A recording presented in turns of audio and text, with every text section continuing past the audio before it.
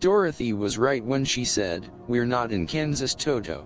The weather in Oz never resembled the atmospheric prevalence of Kansas. A winter snow blanketed the south-central part of the state. Its display presenting a panoramic cleansing of the landscape, an artistry to behold. But an arduous venture for the farmers having to champion a nurture for their livestock. Their labor finding the rural section roads closed by wind-driven snow drifts. Gary awoke to the celebrated presentation, having evolved into a snowbound challenge. The school superintendent yet to make his calling, a school day, or a snow day. Gary would soon discern his decision, his four-wheel drive Isuzu having no difficulty traversing the snow-covered road and accessing the high school bus enclosure. Glenn Piper, the superintendent, having disclosed a means for notification of an unexpected school snow day for the custodian drivers. "If my car tracks go to the bus enclosure gate, it signifies a school day and I'll be at the central office if you have problems."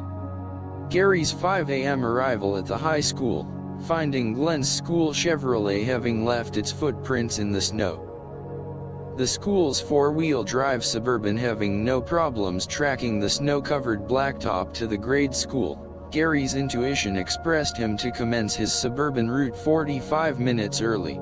Before leaving, placing a call to the David Meyer farm, his first Myring rural road stop. A query about the snow conditions addressing the road to the farm. David confirming what Gary suspected, because of the north wind and heavy drifting, the west arteries branching from the highway blacktop may have drifts, but the north and south tributaries were passable. David relating, the 3/4 mile east access to his farm from the northern trek of the river road was normally passable. With the snow coming down, the Suburban accomplishing the Medicine River Bridge without difficulties. Turning west at the Gerdes residence onto the rut-defined mile section paralleling the Medicine River, the 8 inches of snow could canopied up to 16-inch drifts. The 12-passenger Suburban, its 4 actuating wheels accomplishing the rising snow deposits. The westward river road now curving north, the drifts having diminished, the accumulated snow now a cushion.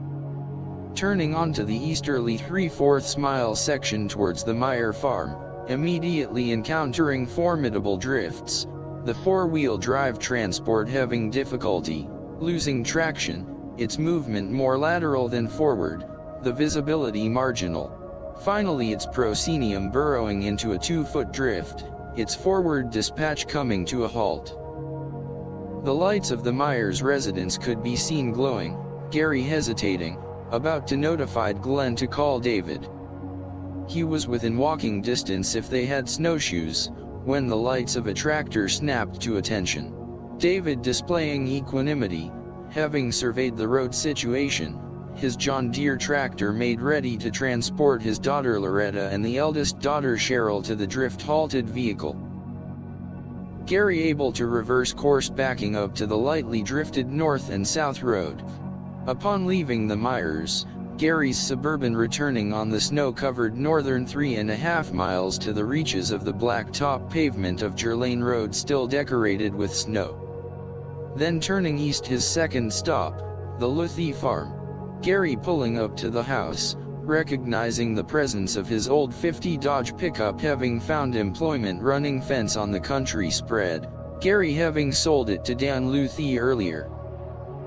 Cassie Luthi was always ready, not just on time for her ride to school, but with a beaming attitude to greet each day. Her father, from Perryton, Texas, having attended Northwest Oklahoma State College in Alva, when he met Susan Beth Spicer from Hazleton, Kansas. Dan and Susan wed and moved to Robbins, Tennessee when Cassie Elizabeth entered the world in Knoxville. Dan was farming and raising cattle. Susan was teaching school when Cassie's grandfather George Spicer convinced them it was time to resettle in Kansas. With an ever-smiling Cassie joining the more serious Cheryl and Loretta, the chauffeur-driven school Suburban continued east on the snow-packed Gerlane Road, turning left onto the Blacktop Road enabling the 8 miles to Sharon, Kansas. the first crossroad discovering the farming home of Zachariah and Madison Tyrell Odell. The two brothers, the sons of Brenda Lee Spicer Odell, the daughter of Don Spicer.